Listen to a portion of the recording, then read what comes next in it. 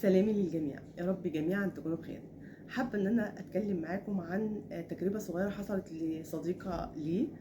آه، بس قبل ما احكي لكم القصة حابة ان انا اسألكم سؤال. هل في منكم آه، اشخاص تحرروا من علاقات مؤذية في حياتهم؟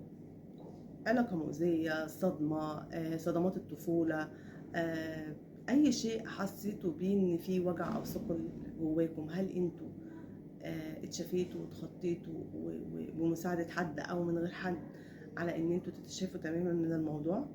طب لو بعد فترة احيانا كده بتحسي او بتحس ان انت ما اتشافتش تماما، او ساعات بتفتكري ان الشيء اللي انت حاسه ان انت خلاص بقيتي كويسه فيه، في حاجه صغيره كده جواكي لسه.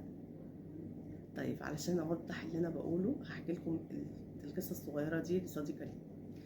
عندي صديقة كانت منفصلة من علاقة مؤذية، دامت لسنوات طويلة جدا.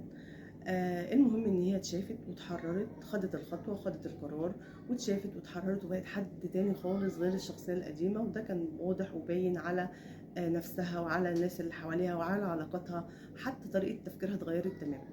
والفعل هي من جواها عارفة ان هي اتحررت 100% واتشافت تماما تماما تماما. لكن في يوم من الأيام الشخص اللي هي كانت مرتبطة بيه، اللي هو الشخص اللي كان مؤذي في حياتها، اللي كان يعني بالنسبة لها هي نقل التحول من شخصية لشخصية تانية، لما خدت قرار الانفصال عنه شافته في مكان. فأول ما شافته في مكان حست بوجع داخلي، شعور بغصة في الضفيرة الشمسية أعلى المعدة. فهي اتخضت، يعني اول ما شافت شعورها أو ادركت الشعور اللي جالها، فهي خافت ان هي تكون لحد النهارده ما اتشافتش ما اتشافتش من العلاقه. لحد النهارده معقوله يكون كل ده وهم وانا جوايا في لسه مشاعر او حاجه؟ المهم هي بتتكلم معايا، طبعا هي مخضوضه على نفسها وخايفه تكون لسه ما اتحررتش، وازاي ان بعد العمر ده كله لما تقابله بالصدفه يحصل لها الشعور ده. خليني اوضح بصورة بسيطة خالص الموضوع. اولا هي اتشافت تماما، هي عدت المرحلة، وده اكبر دليل اللي حصل لها ان هي عدته. هتقولوا لي ازاي؟ هقول لكم. هي ما قالتش لنفسها ده عمل فيا وسوى، ياه ذكرتني بمشاعر كانت وجعاني، ذكرتني مش عارفه ايه، ده انت ياما عملت فيا، بينها وبين نفسها مش ليه طبعا. كنت في الوقت ده هقول انت فعلا لسه ما اتحررتيش، ولغايه دلوقتي انت في لسه بقايا اشياء داخلك انت محتاجه انك تحرريها. لكن اللي حصل لها ان هي حست بنغزه في قلبها، في بس هي بالنسبه لها كان في اعلى، بس احيانا بيبقى احيانا في الصدر، في القلب، ساعات بتحس بخنقه، ساعات بتحس ان جسمك وعظمك اتشنج. على حسب كل واحد كان ايه اللي وجعه او تعبه في العلاقه، بتتحدد الموضوع في الجسد يعني. خليني اشرح الموضوع دوت بكل بساطه. عندنا جهازنا العصبي، احيانا لما بيحصل شعور للشخص او بيحصل حاجه قويه تهز المشاعر، بالذات لو انت قاعده لسنوات وحاسه بشعور الخوف وعدم الامان، وده بيبقى اعلى المعده، بتحس فيه بقبضه، ياما حسيتي فيه بخوف ياما. فاحيانا الجسد بيخزن بعض المشاعر دي، دي طبيعته، ان هو في بعض المشاعر السلبيه بتتخزن في الجسد. فلما بيحصل موقف زي اللي هو حصل لها، هي حست بالوجع. ليه؟ لان فاكرين لما انا كنت منزله لكم قبل كده ان احيانا الجسم بيتاثر قبل العقل. هو بالظبط الجسم فعلا بيبقى اسرع، لغه الجسد بتبقى اسرع من العقل. هو اللي حصل لها ده عشان في ذاكره جسد في جسمها هو اللي اداها الشعور ده. لكن بمجرد ما العقل يشتغل، لا احنا اتشافينا من العلاقه، لا احنا مش عارفه، فبترجع طبيعيه تاني.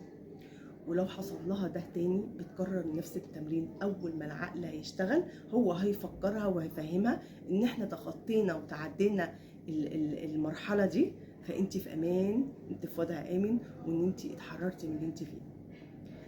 فلو اتكرر معاها مرة واثنين وثلاثة، مع استيعابها ان دي مجرد ذاكرة في الجسد، وان الجسد لغة الجسد بتبقى اسرع من لغه العقل عندنا، فهتعرف ان ده شيء طبيعي، وهي نسيت واتشافت وبقت حد تاني خالص.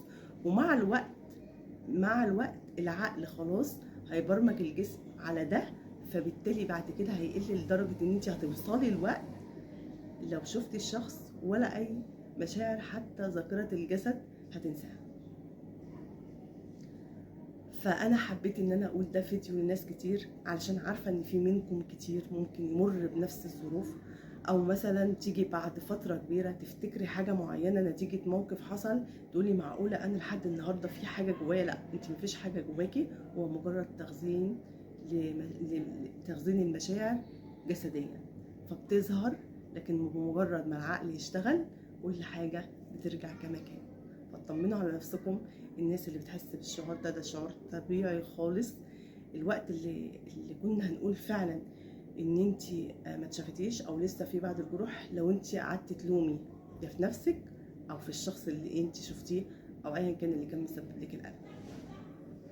اتمنى للجميع السلام النفسي، واتمنى تكون فكرتي في النقطه دي وصلت. واتمنى منكم، انا كتير جدا مش بقول اعملوا مشاركه، انا فعلا ببقى نفسي الحاجه اللي انا اقولها انها زي ما هتفيدك هتفيد غيرك، فانت اعملي دوت بنابع عطاء لغيرك. حتى لو كان اللي انا قلته ما مسكيش في النقطه دي، فاكيد هيمس غيرك. فيا ريت يا جماعه تعملوا مشاركه لكل فيديوهاتي. انا مش بعمل فيديو طويل، انا بعمل حاجه زي سؤال وجواب، زي مشكله، زي فكره صغيره. مش بحب اطول في فكره الفيديو عشان اكون ضيفه خفيفه عليكم. اتمنى للجميع السلام.